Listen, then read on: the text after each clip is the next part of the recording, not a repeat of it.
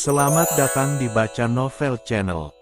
Jangan lupa like, komen dan subscribe agar tidak ketinggalan update terbaru dari kami. Terima kasih. Kali ini, kita akan melanjutkan cerita yang menarik dari sebuah novel yang berjudul Naga Bumi Penakluk Langit.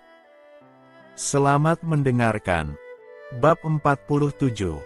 Sore itu datang bukan dengan cuaca buruk, melainkan dengan berita buruk.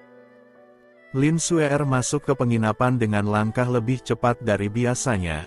Gadis yang selalu bergerak dengan ritme konsisten kini bergerak satu nada lebih cepat.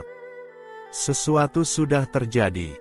Masalah, katanya. Faksi keras di klan Besi Langit tidak menunggu. Apa yang mereka lakukan? Bukan langsung menyerang. Lin Xuer duduk. Mereka menyebarkan informasi tentang apa yang ada di lembah.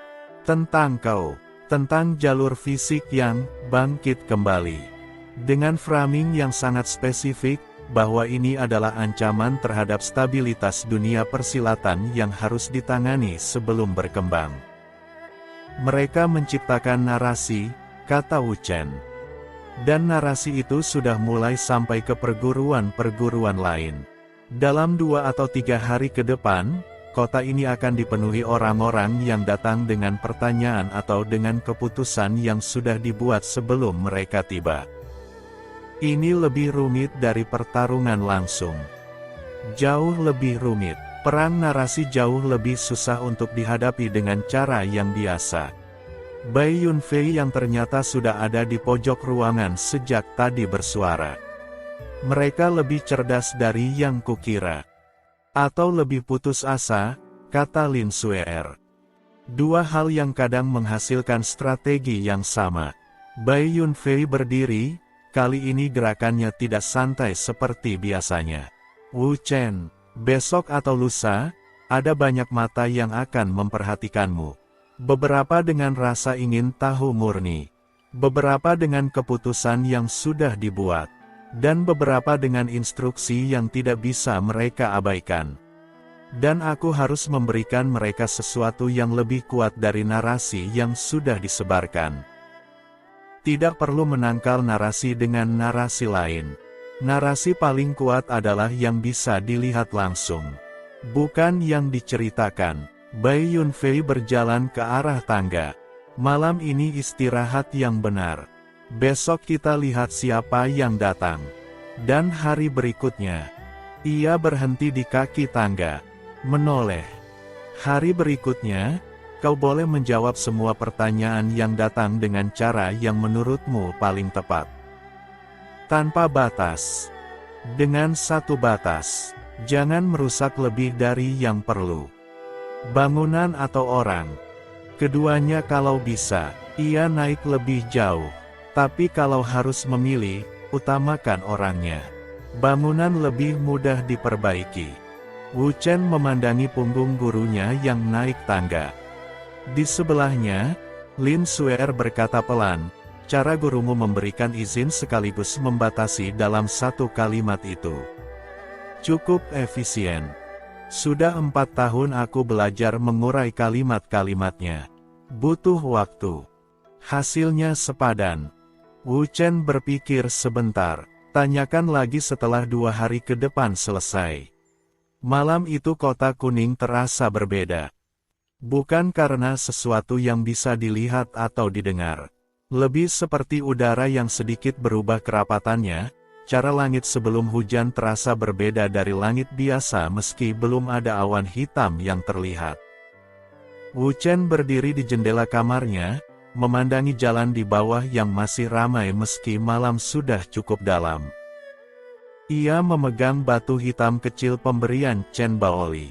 Menggenggamnya. Memikirkan pria itu yang sekarang ada di bangunan batu hitam di timur kota. 20 tahun menunggu, menemukan apa yang dicari, lalu kembali ke tempat ia paling tahu caranya ada. Memikirkan Bai Wuji yang tadi siang mengatakan sesuatu yang tidak ia duga, bahwa saudaranya sudah terlalu lama berjalan sendirian.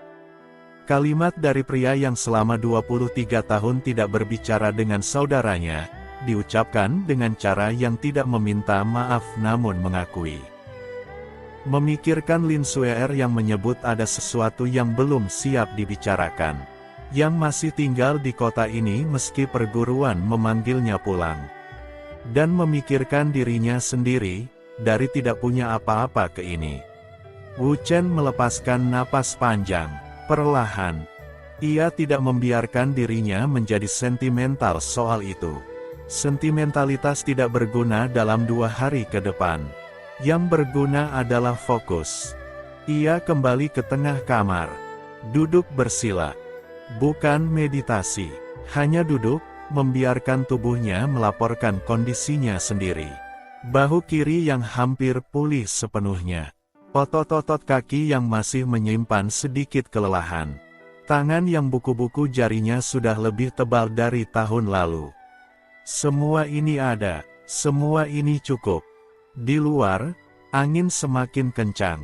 Di lorong, terdengar suara langkah yang ia kenali sebagai langkah gurunya, bukan pergi kemanapun, hanya berjalan bolak-balik seperti seseorang yang terlalu banyak pikiran untuk bisa langsung tidur. Wu Chen hampir tersenyum mendengar itu. Bahkan Bai Yunfei, yang selama 4 tahun selalu terlihat tidak pernah khawatir tentang apapun, malam ini rupanya tidak berbeda dari orang kebanyakan. Ada sesuatu yang menghibur dalam itu. Wu Chen memejamkan matanya. 2 hari ke depan, banyak mata akan datang ke Kota Kuning. Narasi yang sudah disebarkan oleh faksi keras klan Besi Langit akan menemukan audiensnya. Dan ia, Li Wu Chen, yang tidak punya nuraga, yang pernah dinyatakan selesai sebelum dimulai, yang memilih memukul batu di lereng gunung daripada menerima kesimpulan orang lain tentang hidupnya, akan menjawab semua itu. Dengan cara yang paling ia mengerti. Dengan tubuhnya. Angin bertiup lagi di luar. Lebih kencang. Dan di dalam kamar yang tidak terlalu lebar itu, seorang pemuda duduk diam dalam gelap, bukan karena menyerah pada kegelapan, melainkan karena menyiapkan diri untuk cahaya yang akan datang setelah itu. Bersambung.